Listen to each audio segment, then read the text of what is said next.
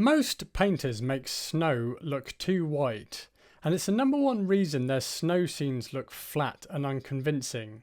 So in this video, I'm going to show you exactly how to fix that. And I'm going to demonstrate it with this painting of the South Island of New Zealand, a place near Queenstown, where there was snow on the ground and it was set to the backdrop of some snowy mountains and some winter trees. Now, before we get into the painting, let me just show you how all of my paintings begin, and that's in my sketchbook. So I use my sketchbook to design and plan the composition. So, for example, here, this is my master sketch. It started off with some thumbnail sketches that took between 5 and 10 minutes to do, so I can design the composition, and then my master sketch. And this is the blueprint for my painting. So the sketching part of this, I feel, is really important in landscape painting, and now I wouldn't dream of doing a studio painting without doing this process first. So if you've not done this before, sketching will be a game changer for your painting. So now we're getting into the painting here, and I'll just quickly explain some of my setup. So I'm painting on an 11-inch by 14-inch linen canvas panel. These are made by Seascape, and if you want to get some, I've put a link in the description box below. And I'm using Blue Ridge oil paints. So again, if you want to get some, I've put a link in the description box below. Now I'm sketching out my composition here with burnt sienna mixed with a little bit of pale drying gel. This helps to speed up the drying time as well as thinning the paint. So once I've sketched out the composition, the first thing I think about is painting all the dark values and shadows first. And if you've watched some of my other videos, you'll hear me say this in most of them. But I learn best through repetition, and I think this is the easiest way to start a painting, because by starting with the darks first, it makes it a lot easier to paint the areas in light. So I was identifying the darks in the scene, and this is mostly in the tree in the foreground, for example, and then also the mountain shadows as well. Now there's also shadows in the snow, and these are lighter, but I still include those in my darks. The same with the cloud shadows as well. So I started off by painting the trees. Now they don't actually have any leaves on them. However, I'm not going to focus on trying to paint every single branch and twig. So I treat the trees as masses, and this is an easier way to paint trees in my opinion. Then once I'd marked in the tree canopy, I then started to paint the mountain shadows and the cloud shadows.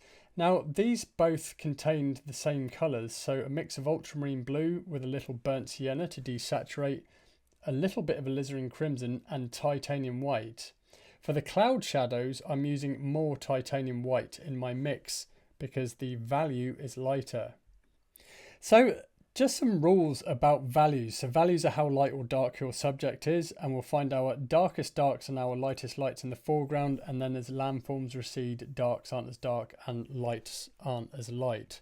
So I think this is a really super easy rules to remember, and I always think about this when I'm painting. So when I paint, I'm always thinking in terms of value more than anything, because so long as your values are working, you can often get away with perhaps not mixing the exact right colour.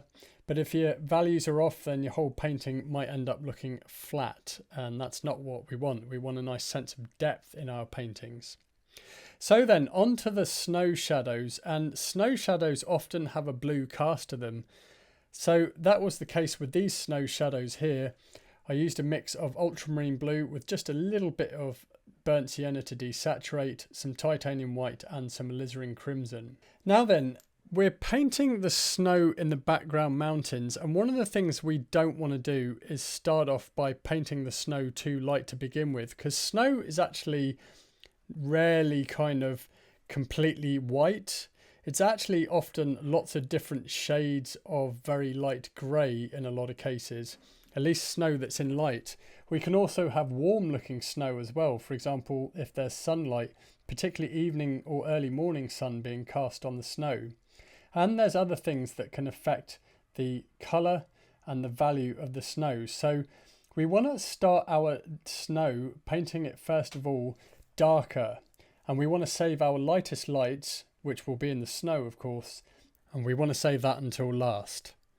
Now you may have noticed me swirling my paintbrush around there. That's actually because I painted this artwork live at my art school, which is now called Sam's Landscape Painting School. So this is all about learning how to paint landscapes, and every week we do a live painting class. So if you're looking to improve your landscape painting, whether you're a complete beginner or a seasoned painter, or you'd like to watch the full version of this video, then come and join us at Sam's Landscape Painting School. I've put a link in the description box below. Now then, back to the painting, and let's carry on talking about the blocking in stage. So this is where we're getting our initial layers of paint down on the canvas so that we've got something to work with once the painting is dry. Now, a tip I would give you for painting any landscape, whether you're painting snow or just anything that you're painting, is start your whole painting tonally darker to begin with. Don't go too light to start with, especially when you're painting snow. One of the things that artists make a mistake with when painting snow is thinking that it's just all white, when it's very often not. We want to save those last very light white tones until the end. So that's what I did with this landscape painting. I kept everything tonally darker at this stage. And even the snow here, I put a few different hues in there with the snow. So I've made it tonally darker, but there's also, if you look in the brushwork, there's some streaks of ultramarine blue, perhaps a bit of yellow ochre, some alizarin crimson. All these colours were mixed together, but then with some of these streaks of paint, I made some of the colours a little bit more dominant. So it's just adding interest to the snow, because there's very often more than one colour in the snow as well as different values. And when we're talking about value in snow that's in light, we're talking about different shades of very light grey. Now here I was working on the mountains in the distance. These mountains are actually close enough that the highlights on the mountains would still be pretty light, but I darkened the snow to begin with, and I darkened the snow with ultramarine blue, a bit of burnt sienna and a bit of alizarin crimson, so just enough to darken the whole tone of it. Then as I was working on the painting, this was the second session at this point, I was making the snow a little lighter, so starting to add some more lights to it, building it up so that right at the end I could add the last highlights. Now if you're painting mountains that are in the very distance, the chances are the lights on them aren't going to be completely light, and you can darken snow and make it look further away into the distance by mixing in a little bit of burnt sienna or some yellow ochre. That helps to push it into the distance. That's the same as well if you're painting distant clouds. That also works. Now let's talk a little bit about brushwork, because one of the things I did when I started was I used the biggest brushes that I can get away with. So if you're struggling with painting too much detail in your paintings, then this is a good way that you can really loosen up your brushwork, and then you can add more detail later on. So the brushes that I really like to use are flat brushes and a combination of synthetic and bristle flat brushes. The brand of brushes I'm using is Rosemary & Co, and if you want to get some, I've put a link in the description box below. Now then, at this point in the painting, I was starting to build up lighter layers of paint, especially in the snow, although I'm still holding off with my lighter tones.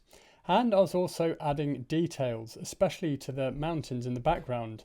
Now there isn't a whole lot of detail in this painting, and I wanted to keep the whole thing a bit more loose and impressionistic and just really capture the atmosphere of that snowy landscape.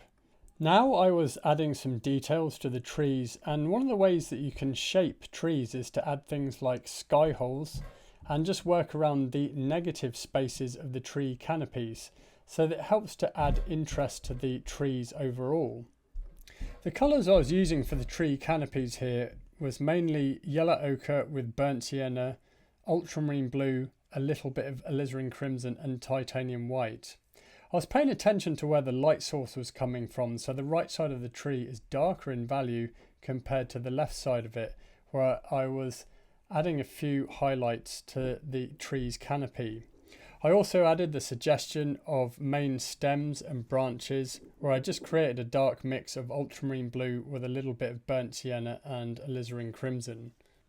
Now then, let's just talk a little bit about snow shadows. So if you look at the snow shadows in the mountains in the background, they have a blue cast to it. And the value is lighter than the snow shadows that are in the foreground. Now I've found that once you've painted your darks first, when you block in the painting and you've let it dry, it's then easier to begin by painting the light areas. So for example, it could be the snow highlights on the mountains, and then actually use your shadow mix to sculpt the various elements in your painting. So creating that sense of light and dark in the side of the mountains there. The shadow mix is helping to convey the rugged forms of these mountains. The other thing is that I purposely painted the cloud shadows above the mountains in order to create contrast to help those mountains stand out. Now at this point in the painting I was thinking about getting it finished, and this is where I was adding my lightest lights, which I'd saved until the end, and these are the highlights in the snow. So this is where you can use straight titanium white from the tube. However, I also mixed in a small amount of yellow ochre, and this just warms up the white so it's not cold white straight from the tube. I decided also to use a palette knife to apply some of the paint here as well, to make some thick layers of highlight in the snow. And having thicker layers of paint, especially white paint, is going to really help to catch that gallery lighting, especially as titanium white is an opaque colour. I then added more thicker white paint with a synthetic flat brush. Now the painting was nearly complete by this point, but then I added some more shadows in the foreground to create more depth and interest in the scene. So let's just recap on some rules for painting snow in order to create snow that's interesting and also in a way that your painting isn't going to look flat. So the key rule is don't just paint snow with straight titanium white from the tube.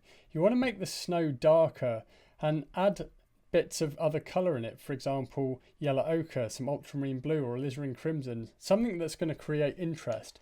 You're keeping it tonally darker with lighter shades of grey essentially. And then you're going to build up the lighter layers and save your lightest lights until the very end. So I hope you enjoyed this video and found it helpful. If you'd like to learn more about painting snow scenes, then check out this video here. Thanks for watching. I'll see you in the next video.